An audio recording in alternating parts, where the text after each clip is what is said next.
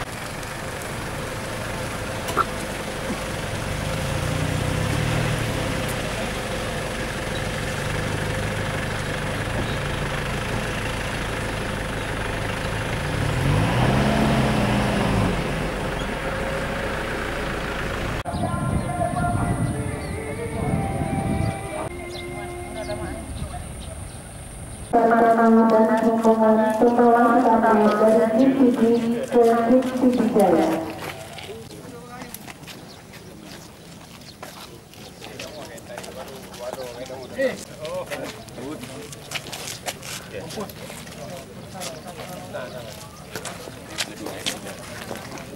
Pak Abdul kena? Boleh.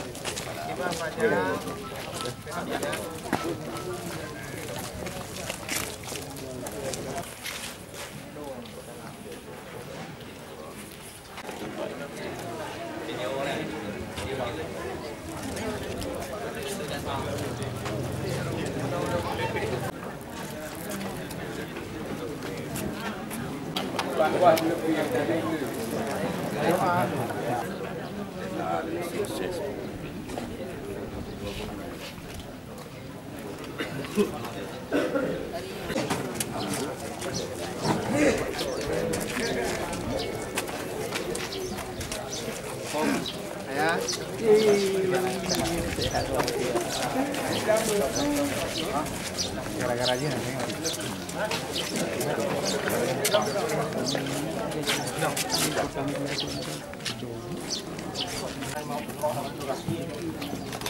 Maskot di bawah kamu serahkan ke GPD Jaya untuk dilakukan pawai dan melakukan sosialisasi kepada masyarakat, dan selanjutnya melanjutkan perjalanan si Tambunyo itu diserahkan ke Kabupaten Biren. Terima kasih dengan mengucapkan alhamdulillahirrabbilalamin. Kami Komisioner KIP PD Jaya siap menerima si Tambo, si maskot Pilkada Aceh tahun 2014 untuk kami arahkan ke semua wilayah dalam Kabupaten PD Jaya. Seterusnya besok insya Allah akan kami serahkan kepada KIP Kabupaten Biren. Sah.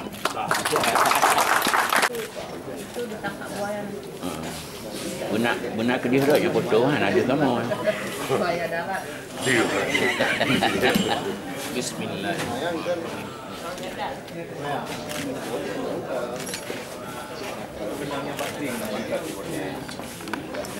Tepat jam 10 pagi tadi, KIP PDJ akan menyerahkan kepada KIP PD Jaya, yaitu si Tambo sebagai maskot pemilihan gubernur dan wakil gubernur Aceh. Jadi setelah penyerahan tadi jam 10 oleh KIP PD kepada kami, Komisioner KIP Kabupaten PD Jaya, insya Allah pada jam 2 nanti kita akan mengarak si Tambo dari PD dan dari kantor KIP PD Jaya akan kita arak ke semua kabupaten, ke semua kecamatan yang ada dalam Kabupaten PD Jaya. Saya dari suara untuk memilih gubernur dan wakil gubernur pada tanggal 15 bulan 2 tahun 2017 tepatnya hari Rabu. Mari kita yang sahabat-sahabat tajak Abang TPS memberi suara kepada untuk nak pilih pemimpin daerah kita yo. Nak pilih gubernur dan wakil gubernur saya. Sesuai dengan pilihan menurut hati masyarakat. Baik gubernur yang betul-betul yang banyak petani.